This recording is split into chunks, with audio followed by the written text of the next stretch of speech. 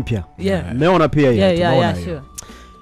Kwenye safari yake mpya mna kipi cha kumshauri huyo kijana? Kwa sababu safari ndio inaanza. Unajua wasanii ambao wametoka kwenye label sasa hivi wanaenda kujitegemea, wanakuwa independent. Ni yeye, yuko Mbosso pia. Yami. Mbosso sasa Yami. Mbosso anapost zile picha za kijani nyingi sana kwenye. Na Mbosso nilimwona bwana yupo na MC nani bwana? MC Garabi. Na kaandika vijana wameamua. Kwa hiyo tutegemea lolote. Mambo ya mchele. Tutampigia Garabi. Tutampigia Garabi. For sure. So mimi nilikuwa natamani kuakisi safari za vijana wote kwa ujumla. Tunaweza tukacheki ni kwa namna gani kama watu ambao tupo kwenye industry tunawashauri kitu gani ili waendelee wao sustain kwenye game. Sustain kwenye game. Kwa sababu unajua ukishatoka kwenye record label ukianza kufanya muziki ni kama vile unaanza mpya. Ni kama vile unaanza rasmi sasa, kwa sababu before ulikuwa unasimamiwa na watu and sasa hivi uko mwenyewe. Cha kuwashauri kitu gani wafanye? Wabaki pale pale au wakue? Nadhani ukiwa kwenye record label ni kama unakuwa chini ya uangalizi wa familia. Kuna baba, kuna mama, sometimes kuna wajomba, shangazi ambaye pia nao wana mamlaka na maisha yako wewe. Kizingua unaweza kupigwa ambakati ambakidevu, umekaa pale. Si unaelewa? Lakini unapokuwa peke yako independent, sio kwenye record label, maana yake sasa unajitegemea wewe. Umepanga zako chumba cha 30, unalala kwenye godoro iko chini, unajiamulia utapika nini ama utakula mpaka muda utakapo. Unajua kuna ile mtu anapika mpaka ameanza kutetemeka, lakini nyumbani tunapika wakati wote kwa sababu tunataka kula asubuhi, mchana na jioni. So maisha ya kujitegemea lazima yawe tofauti na maisha ambayo ulikuwa unaishi chini ya uangalizi wa wazazi. Kwa maana ipi? Unapokuwa chini ya uangalizi wa wazazi, as I said, kuna vitu wao ndo wanakupangia vya kufanya kwa sababu uko ndani ya nyumba yao. Hata kwenye mlo wao ndio wanapanga, unless uwe unafanyaje tunasema unalipa labda baadhi ya vitu, lakini bado huna mamlaka ya kumwambia mama kwa sababu nimetoa hela mboga nataka tupike hivi. No, umempa mama hela, matumbo bwana mama kuna 50 hapa. Mama yeye ndo ataamua tufanyaje. Lakini unapokuwa mwenyewe wewe ndo unajipa hiyo 50 ya kununua na kupika na vitu kama hivyo. So maisha lazima yawe ya tofauti. Utofauti kwenye namna ambavyo wewe unaanza sasa kujirule mwenyewe kufanya vitu ambavyo unataka vinahitajika kufanyika na vitu ambavyo havitakiki kufanyika. Ukiwa ndani ya record label wanaweza kukurule wewe kufanya vitu fulani na kukurule wewe usifanye vitu fulani. Ukiwa mwenyewe wewe ndo unaamua vipi nivifanye na vipi nisivifanye. Ipo faida na ipo hasara ya kuwa independent. Moja ya faida ya kuwa independent, unaweza kujiamulia ama deals zinapokuja zinaingia direct kwako mwenyewe. Boss unakuwa wewe kupanga bwana mimi nitataka milioni, tafanya milioni. Lakini wakati unakaa ndani ya record label haiwezi ukataka milioni na wewe ukakubali kwa sababu kuna milioni nyingine inapaswa kuingia kwenye record label. 60 kwa 40. Kwa hiyo inakuwa show ya milioni inabidi iongezwe ipatikane iwe milioni 2 ili milioni iacho kwenye record label, milioni ibaki kwako. Lakini ukiwa independent maana yake show ya milioni yote pesa inaingia mfukoni kwako. Hiyo ni miongoni mwa faida. Faida nyingine nadhani kwenye upatikanaji wa nini hizi collaboration ambazo watu walikuwa hawawezi kukupata wewe ukiwa ndani ya record label. Kuna baadhi ya wasanii walikuwa hawawezi kupatikana kufanya collab kwa sababu wapo kwenye record label ambao ziko strictly kwenye kazi zao. Alivotoka kwenye record label ikawa ni rahisi yeye kufanya hizo kazi. Si unaelewa? Kwa hiyo una uwezo wa kuchagua labda hii collab nifanye ama hii collab nisifanye. Kuna wakati record label inakuchagulia collab. Kama unataka kufanya collab na nani, Kodax, wanaangalia Instagram yake, engagement na nini, namba hii collab haitakupeleka popote. So cha kufanya tufanye Kodax, unajua mimi na ratiba ngumu hapa nilipo, ninatakiwa kutoa EP labda hii, so niache kwanza muda fulani wa kupush nini, lakini kumbe namna fulani ya kukataa wewe kwa sababu huna faida ya moja kwa moja nikifanya na wewe kazi. Lakini ukiwa mwenyewe wewe una uwezo wa kuchagua nani ufanye naye kazi na nani usifanye naye kazi. Ukiwa ndani ya record label kuna deals zinakujaga direct kwa sababu uko ndani ya record label. Yaani kuna mtu anamfuata Kodak kwa sababu yuko ndani ya Bongo FM. Lakini akiwa independent ni ngumu sana kufuata. Kwa sababu gani? Bongo FM ni taasisi kubwa, inaangaliwa na watu wengi. Kwa hiyo wanajua nikimpa kazi Kodax anaweza kukaa na watu wengi ikafanyika kwa ukubwa. Wanasema ikishambuliwa kwa watu wengi inakuwa nzuri zaidi kuliko ukifanya mwenyewe. So hiyo ni moja kati ya faida, lakini hasara Ukiwa peke yako kuna baadhi ya deals utashindwa kuzipata kwa sababu unafanya kazi mwenyewe. Sio kwamba hauna brandi, sio kwamba unafanya vizuri, lakini kwa sababu umetoka kwenye kivuli cha watu ambao labda wana mashabiki wengi kupita maelezo ama wanaongeza chachu kwenye kile ambacho wanakifanya. Ukikaa mwenyewe inaonekana kama vile kuna nguvu fulani ambayo imepungua baada ya wewe kukaa mwenyewe. Hapo tuko sawa Yes. So ipo faida ya wao kukaa wenyewe kama watastick kwenye plan ambao walikuwa nayo. Kama plan ilikuwa kutengeneza muziki mzuri kama ambavyo nilikuwa ndani ya record label, basi hakikisha unatengeneza huo muziki mzuri. Hakikisha pia unakutana na washauri wazuri ambao wanaweza kufikisha wewe kwenye nchi ya ahadi. Nchi ambayo unaweza kukutana na watu wenye maamuzi direct wa kuzungumza nao, na kama ulikuwa ndani ya record label hukuwahi kukutana na watu wanaofanya maamuzi direct, basi hiyo ni moja kati ya failure kubwa sana ya kusimama mwenyewe. Ukiwa ndani ya taasisi inaji-attach na baadhi ya watu ambao wanafanya maamuzi, jitahidi na wewe kuwa front, hata kupiga nao story, hata kujitambulisha.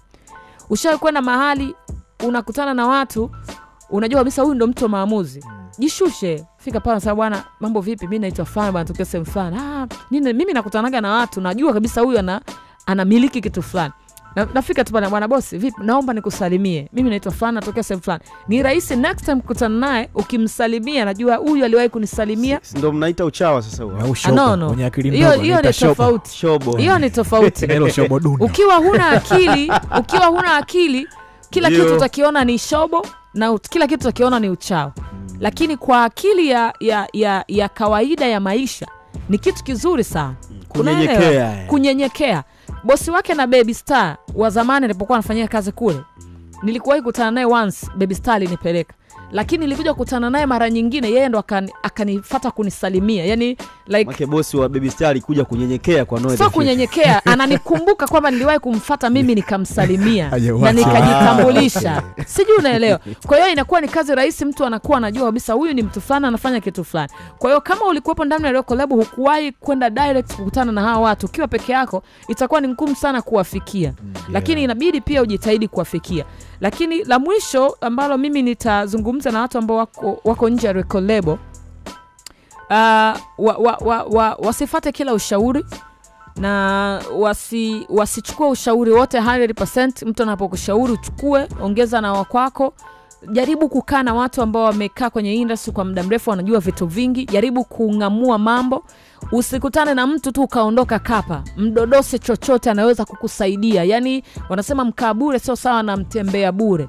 Ukikutana na mtu anajua kitu fulani, jaribu tu kuuliza kitu hata kama kinafiki. Unaweza kujikuta umepata kitu kichwani kwako, ulikuwa na kitu ama ulikuwa na kitu kidogo, kitakuongezea ukafika mahali ambapo wewe unapahitaji. Lakini kila mmoja ambaye pia unafanya naye kazi, kwa maana ya kama nimeona timu ya Ibra ambao wanafanya nayo kazi, I'm pretty sure kila mmoja atakuwa na faida kwenye kila ambacho anakifanya. So awatumie hawa watu wafike kwenye nchi ya ahadi. I'm pretty sure amejifunza alipotoka kwenye record label ya kwanza, maana yake hii anaenda kufanya nayo kazi sio record label, lakini watu ambao wamewekeza pesa, kuna management pale, basi ajue namna gani wanaishi kufika pale ambapo alitolewa kutoka kwenye record label ya Harmonize akafikishwa hapa sasa apige hatua, afike nje ama kimataifa zaidi ambapo sisi tulikuwa tunatamani na tulikuwa tunaona ana uwezo wa kufika. Akifanya hayo, akiheshimu kila mtu, akikaa kwenye misingi yake mwenyewe, anaweza akafika. Yes, anaweza kufika. Huo ushauri nafikiri wakiuzingatia wataondoka na kitu. Lengo nyingi sana. Kwa kujezia tu, ukweli ni kwamba safari ya msanii kutoka kwenye record label na kuanza kujitegemea si safari rahisi. Ukweli ni kwamba, na wapo wengi sana, wasanii wengi, mifano mingi tunayo duniani ambao walifeli baada ya kutoka kwenye record label zao. Na ndio maana mara nyingi hapa tunadiscuss kwamba tunakuwa tuna wasiwasi baada ya kuona fulani ametoka vipi kuhusiana na mustakabali wa muendelezo wa game yake, kwa sababu si kitu kirahisi. Umezoea kutoka sehemu ambayo kila kitu watu wanakupangia, wewe ni mtu wa kufanya tu. Watu wanakupangia collaboration utafanya na nani, producer atakuwa nani, safari hii tufanye kitu gani, uwekezaji unawekeza. Lakini sasa hivi ni you vs you, yani wewe versus wewe, yani wewe ndio unapambana na wewe na maisha yako. Kwa hiyo ni barua ya wazi tu tumeamua kukupa leo. Noah ameanza na mimi najezia, haja naye atakuja kutia yake. Hii ni barua ya wazi kwa Ibra, acha tuuite hivyo. Yani Ibra, kokote ulipo, ndugu zako wa Flavor bana, tunakukubali, tunakupenda, ndio maana tumeamua kuongea maneno haya mazuri. Unajua Kwanza Ibra cha kwanza ambacho anatakiwa kukifanya, kwa sababu ameshaka kwenye lebo, ameshaona makosa mengi ambayo yamefanyika vingi sana, kwa hiyo correct zile mistake. Moja kati ya kitu cha muhimu ambacho anatakiwa kufanya ni kuwa na timu imara, si marafiki wa kushangilia. Unajua kuna timu afu kuna marafiki wa kushangilia, gang wana kibao upatie ukosee wewe mwana tumetisha, wanapoa kuliko msanii, yani wao wanakuzindikiza nyuma tu yani. Sasa kwa kipindi ambacho Ibra uko nacho, hutakiwa kuwa na timu ya aina kama hiyo. Utakiwa kuwa na timu imara kabisa ambayo itakuendelea kukupa wewe thamani, kwa sababu sasa hivi haupo tena kwenye kivuli cha Konde Gang. Ni wakati wako wa kutengeneza taswira yako halisi kabisa. Kuna watu walikuwa wanakushabikia kwa sababu wanamkubali Harmonize, kwa hiyo obvious tu watakukubali na Ibra. Na ukweli ni kwamba kuna watu ambao wanamkubali sana Harmonize kiasi kwamba kutoka mule ndani wao wanahisi ni adui tena. Unajua vitu kama hivyo aje. Mtu mimi na unfollow tena. Unaona hata kwenye comment dogo na unfollow kesha toka kule. Kwa hiyo unaanzisha familia mpya. Ni wakati wa kuendeleza Ibra. Ni ukweli ambao mara nyingi sana napendaga kusema na unajificha. Ukweli ni kwamba Ibra bado hana hit product. Hit product manake ni nini? Ni ile product ambayo nikitaja jina la Haja inanijia kichwani kwamba hit product ya Haja ni hii. Nikimtaja Diamond ni Yeyusho. Sio unaposema uko mtaa. Kwamba bwana ukisema Haja tu. Mwanafani wa kupasua. Unajua sure. Na nikimtaja mfano Diamond, hit product yake ya kwanza ilikuwa vitu kama Kamwambie. Tayari kichwani napata kwamba huyu jamaa na kitu hiki. Ibra, ni wakati wako wa kutengeneza taswira yako halisi sasa. Tunahitaji uanze kutoa vitu hit product ambayo itajenga taswira yako na image yako. Bosi wako Harmonize, unajua Harmonize ndiye anatoka, Harmonize mmoja kati ya mtu aliyechoenda kujipata. Kwa sababu gani? Harmonize ndiye anatoka WCB, bado hana utambulisho wake halisi, anaimba kama Diamond, anaongea kama alikuwa anaogopa kupotea kabisa. Definitely. Baada ya kutoka ni kama akajitafuta upo. Unajua Harmonize amepata utambulisho wake baada ya kutoka WCB. Exactly. Tulikuwa tunazile mbona kama Diamond, ndo akajipata sasa na akaanza kupata na hit product za aina ya kwake yeye. Kwa hiyo si mbaya kwanza upe Ibra. Cha kuzingatia mimi nataka sehemu moja tu, kuwa na watu sahihi ambao watakuzunguka, ambao watakupeleka katika nchi ya ahadi kama anavyosema Noah. Una kipaji kikubwa sana mzee wangu, na uwezo mzuri sana, una melody kali kabisa. Ni wakati sasa wa kuchakarika. Vile vitu ambavyo vilikuwa haviwezekani ndani ya lebo, ukiwa nje sasa hivi independent vinaweza kuwezekana. Collaborations hapa na pale. Tunatamani kuona ukichakarika, tunatamani kuona fujo, hatutaki kuona ukirudi nyuma tena, kwamba ili watu wapate sababu za kusema fulani toke Konde Gang ndo kapotea, kama washikaji zetu Chidi na Kiri. Sijui wako wapi wale wakina baba, lakini tunaombea heri kokote walipo. Noma. Chidi na Kiri ndo bwana Shwa. Sasa tumewataja wasanii watatu ambao walikuwa kwenye record label na sasa hivi wanaenda kujitegemea. Mbosso, Ibra pamoja na Yami. Mimi nawapongeza kwanza. Unajua no risk no life. Yani huwezi kupata kama huwezi kutake risk vitu mbalimbali ambavyo vinakuzunguka kwenye maisha yako. Na kuna kauli moja inasema ili upate inahitaji upoteze. Unaona bana. Na sorry Haja, sorry kwa kuinterfere. Sure. Kuna clip moja nilionaga YouTube. Nilipenda sana ule mfano na nataka kushare na wasikilizaji. Jamaa alikuwa ameshika machungwa mkononi. Sawa. Sasa kuna mtu akawa anampokonya yale machungwa. Yeye akawa na mind, kwanza akamind baada ya kupokonywa. Kumbe ni nzuri, na kupokonya machungwa ni kupe maepo. Siwezi nikakupa ukiwa umeyashika, huwezi kuyashika. Kwa hiyo si mbaya sometimes kupoteza vitu ili upate kizuri. Ndio hiyo wanasema no risk no life. Au sio bana? So bado tunaendelea kushape game, tunawashauri wasanii kuhusu vitu ambavyo wanapaswa kuvifanya, na wakivifanya vitakuwa bora zaidi kwenye safari yao ya muziki. Ama nini? Yes, tumemzungumza Mbosso, tumemzungumza Yami, tumemzungumza Ibra wa Konde Gang, aliyekuwa wa Konde Gang. Na sasa hivi hao jamaa wanafanya mitikasi yao, wanaendelea kujitafuta wawe wasanii bora zaidi au wazuri hata kuliko pale ambapo wao walikuwepo. So kwa Ibra, shout out kwa Ibra, kwanza napenda utulivu wao wa watu baada ya kutoka. Hakuna mtu ambaye ameleta papara za kwamba bwana sasa mimi nimetoka kwenye hii record label, naomba niwaonyeshe kwamba mimi najua yani. Unanielewa sijui. Kama ambavyo ilikuwaga kwa wasanii wengine huko nyuma. Hawa hawajawa hivyo, wametuliza mpira. Kwa mfano mtu kama Mbosso nimependa sana, yani almost sasa hivi mwezi wa 3 unaona account yake kafuta kila kitu, na anapokea tu zile show ambazo zinamhitaji yeye kupata pesa. Tunaona clip za harusi tu.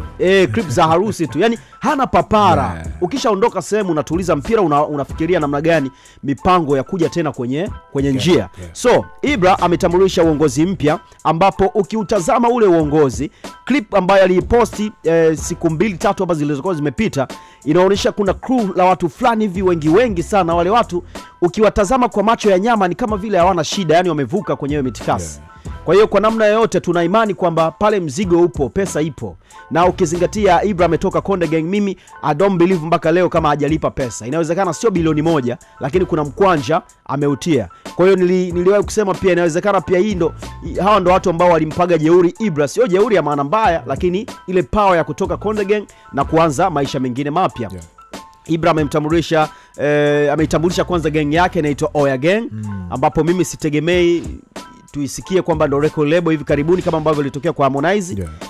Ibra huyu amemtambulisha jamaa mmoja anaitwa Don Tawamo kutoka 254 pale Kenya. Mwana fulani ana nyama nyingi sana. Yuko pia Mr. T Touch kwenye uongozi. Na Don Tawamo pamoja na Mr. T Touch wanatambulishwa kama viongozi, mameneja wakuu wa Ibra wa Konde Gang. Sasa basi kwenye safari mpya ambayo Ibra anaenda kuianza, rai yangu mimi, huyu Don ni Mkenya, na ukipita kwenye peji yake Ibra utakutana na bendera zile za Kenya na Tanzania. Kwa hiyo ina maana kwamba kuna hiyo combination ya watu wa Tanzania na wa Kenya kufanya kazi pamoja. Wenzetu wako very clear kwenye masuala ya mikataba na masuala ya pesa. Sitegemei tena kesho na kesho kutwa Ibra akaja kwetu kutuomba mchango tumchangisha atoke kwenye record label ambayo pengine ameisign na kuisimamia sasa hivi. So inabidi awe makini. Kosa la kwanza sio kosa, tunasema ni la kujifunza. Kwa hiyo effectively ni lazima ahakikisha ana sign mikataba ambayo yeye anaijua vizuri. Kenya wanatumia Kiingereza. Ibra tunaelewa, tulizungumza jana na Noe hapa, wasanii wengi wa bongo flavor na singeli elimu zao zinaishia la 3C huko na nini. Kwa Kiingereza sio wazuri sana. Ni lazima kuwe na watu ambao watawasimamia kwenye maamuzi. Tunazungumza leo kama masiara, kuna siku tunaweza tukakumbushana hizi clip hapa. Kwa hiyo ni muhimu sana atazame, asipagawe sana na numbers. Lazima hakikishe aone kwamba bwana, nikishindwana na hawa watu ndani ya mwaka mmoja, hatima yangu ya kufanya muziki wangu na kutokuwa kipaji changu upo wapi? So huo ndo ushauri wangu kwa Ibra, lakini mwanzo mzuri. Nimesema tayari hana fujo. Baada ya kutoka ameweka mambo clear vizuri, amemalizana na Harmonize. So sasa hivi anaanza safari yake mpya. Uongozi ambao unamsimamia Ibra, sijawahi kuexperience wakifanya nao kazi. Ushauri, muziki ulivyo hauhitaji pesa nyingi sana ili ndo uweze kufanikiwa. Ni lazima pia ujue njia za kupita ili ufike kwenye nchi ya ahadi. Kuna watu hapa wana pesa sana bongo, kinoma noma, na wasanii, lakini hamna sehemu yote wanaofika. Mwisho wa siku wanaishia tu kutoa hizo pesa kwa ma DJ, ma presenters, muziki hausogei. Kwa hiyo ni lazima tuwe na watu ambao uwekezaji unaendaga na strategy. Huwezi kuwekeza. Exactly. Kwa lazima kuwe na mipango, watu ambao wanajua mipango. Mr. T Touch ni producer, it's okay. Huyo nani huyo Don Tawamo, yeye anadeal kwenye eneo gani? Tulikuwa tunazungumza hapa Kodax mara nyingi kwamba bana, hizi record label sasa hivi wasanii lazima wahakikishe wana manager biashara. Kuna manager ambao PR ambao watakuwa wanawazungumza hawa wasanii wetu kwenye maeneo mbalimbali duniani kimuziki, au sio bwana? Na tumeona moja kati ya eneo ambalo limekuwa likimisa sana bongo ni pamoja na hiyo. Msanii anatambulisha manager kubeba begi tu, manager ambaye anahakikisha interviews zinapatikana za radio peke yake, umeelewa? Lakini hatuna manager ambao wana haki michongo ya pesa kama ambavyo WCB pengine wanaifanya. Unamuona Salamu SK hangaiki na swala sijui wewe posting ngoma kwenye mtandao, linapokuja deal endorsement unamuona Salamu SK yuko pale. Kwa hiyo hata hizi record label ambazo zinaenda kufanya kazi na wasanii wahakikishe wana watu wa namna hiyo ili watengeneze clean version ya hii muziki. Na watu wa social media pia wamesahaulika sana. Social media muhimu sana, watu wanaandika vitu vya ovyo sana kwenye mitandao ya kijamii. Ndio, mtu kaamka tukapost Instagram unasema yani msanii kweli. Yeye anachoamka nacho ndio hicho anaondoka nacho. You see? So huyo Ibra, by the way,